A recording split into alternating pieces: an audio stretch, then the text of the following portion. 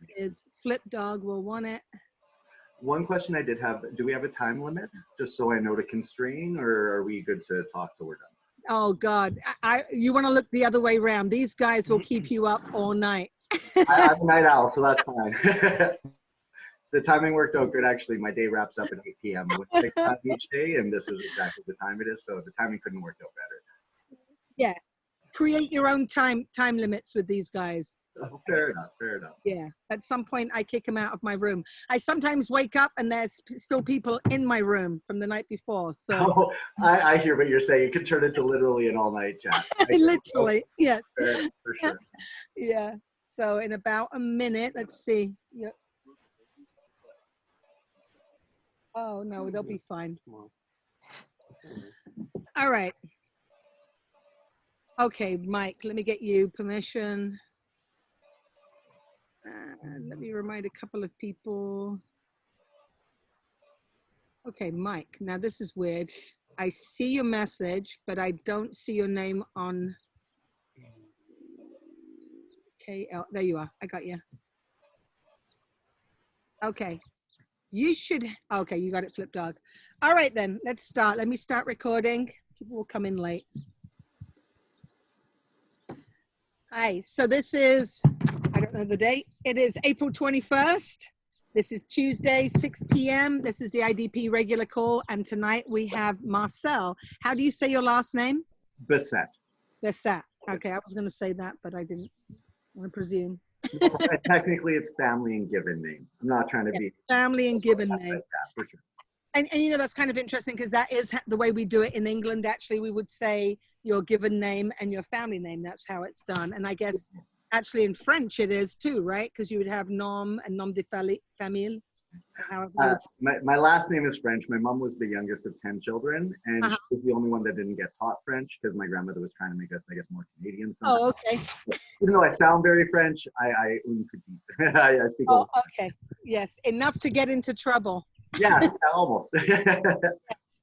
All right then. So, I did become familiar with your Peacemaker Society some time ago. I'm not a member, but I have come across things over the years. So do you want to explain a little bit what woke you up and what made you create the society?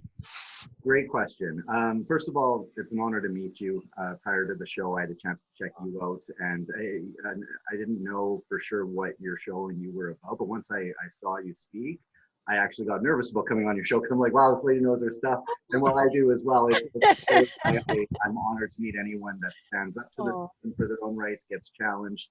And the fact that you know how to sign yourself out when you get arrested and claim that, good on you, because I don't even know that. I still do the lawyer thing.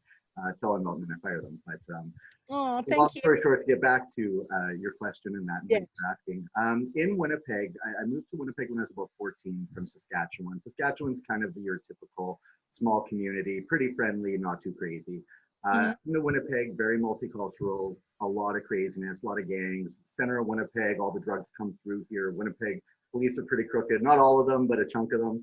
And it's just kind of a turbulent place. So at an early age, you have to kind of pick here whether you're going to be on the side of doing good things or bad things, or maybe be a little mischievous, but still good-hearted when it comes down to it. So flipping ahead now into my 20s, at 25 or 26 years old, I had a few friends that were involved in marijuana.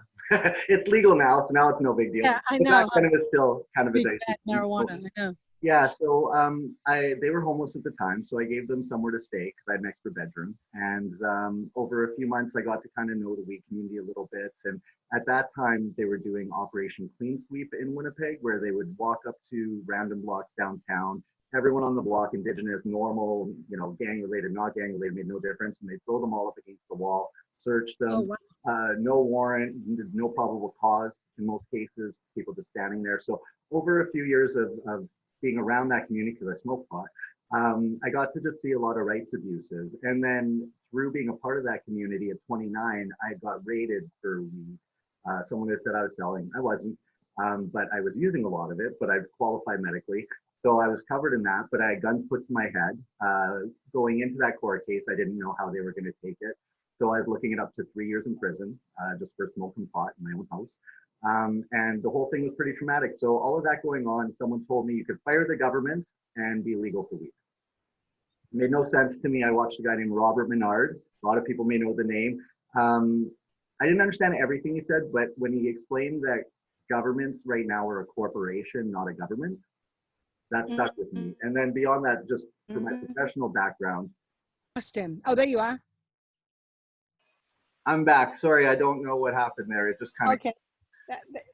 They didn't like you telling us that they were